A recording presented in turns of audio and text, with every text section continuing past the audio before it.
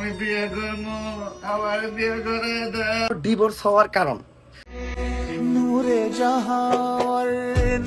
অবশেষে নির্জন নাওলেরও হয়ে গেল বিয়ে। উমরন ফায়ার বিয়ের জন্য করতেছে কান্নাকাটি। রাকিব হোসেনের শালিকা ইতিরও অবশেষে হয়ে গেল বিয়ে। উমরন ফায়ার ডিভোর্স হওয়ার আসল কারণ বলল।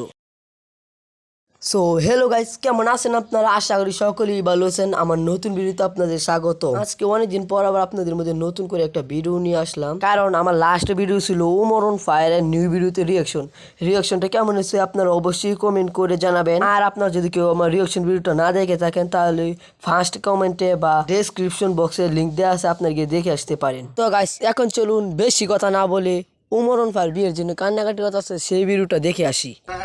আমি বিয়ে করবো, আমার বিয়ে করে দাও। আমি বিয়ে করবো।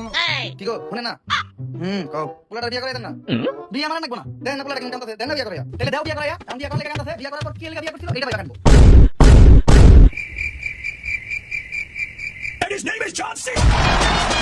উমরন ফায়ারের বাপ মনে বলে সত্যি কথা বলে ফেলেছিল, যার কারণে তার দেয়ার উপর দিয়ে গেছিল একটা তুফান বা ঘূর্ণিঝড়। আমি যে উমরের বাপের হয়ে কথা বললাম, না জানি উমরের মা এসে আমাকেও দোলাই দিয়ে দেয়।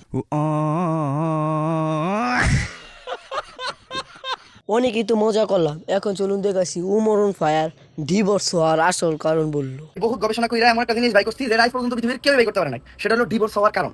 অনেকে ভাবে ডিভোর্স হওয়ার কারণ হলো একে অপরের সাথে অমিল, পারিবারিক অশান্তি, ঝামেলা, ঝগড়া, দ্বন্দ্ব, এগুলো কিছুই না। ডিভোর্স হওয়ার আসল কারণ এবং প্রধান কারণ হচ্ছে বিয়ে হওয়া। আমি গবেষণা করে জানতে পারলাম যাদের ডিভোর্স হয়েছে তাদের 100%-এরই বিয়ে হয়েছিল। উমরন ফায়ার আসলে মানুষকে বিনোদন দিতে পারে। উমর অলওয়েজ বিনোদন।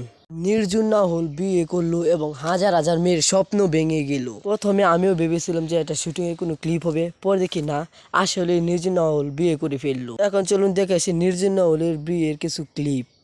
नूरे जहां और नूरे मोहब्बत दोनों जुड़े तुझसे पिया पागल क्या जोगी। এখন চলুন গাইস দেখে আসি রাকিব হোসেনের শালিকা ইতিরও বিয়ে হয়ে গেল তালহার সাথে। তাদের বিয়ে নিয়ে অনেকেই সমালোচনা করতেছিল, কিন্তু তারাই তাদের বিয়ে প্রকাশ করে দিল। এখন চলুন দেখে আসি রাকিব এবং অন্তরা কি বলে।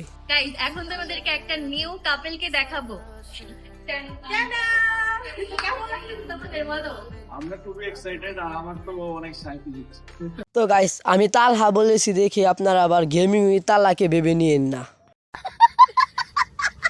এখন আমরা দেখব একটা মুভির ট্রেজার। এই মুভির নাম হলো তাণ্ডব। বরবাদের পর শাকিব খানের নতুন মুভি তাণ্ডব ঈদুল আজহার সময় লঞ্চ হবে। তাণ্ডবের ট্রেজার চলে এসেছে বা প্রকাশ হয়েছে। তাণ্ডবের ট্রেজার দেখে সকলে বুঝে গেছে যে তাণ্ডব মুভি কেমন হতে চলেছে। তুফানের পরিচালিত রায়হান রাফি এবং তাণ্ডব মুভিরও পরিচালিত রায়হান রাফি। তাহলে আপনারা তো বুঝে গেছেন তাণ্ডব মুভি কেমন হতে চলেছে। তো গাইস, আজকের ভিডিওটি এই পর্যন্তই। আজকের ভিডিওটি কেমন হয়েছে অবশ্যই কমেন্ট করে জানাবেন। Like, comment, share and subscribe করতে তো ভুলবেনই না। আর গাইস, আপনারা এই ভিডিওটি বেশি বেশি শেয়ার করেন এবং আপনাদের বন্ধুর কাছে পৌঁছে দেন। তো গাইস, আজকে এই পর্যন্তই। দেখা হবে নতুন কোনো ভিডিওতে। ছিলেন গাইস, স্টে সেফ, আল্লাহ হাফেজ।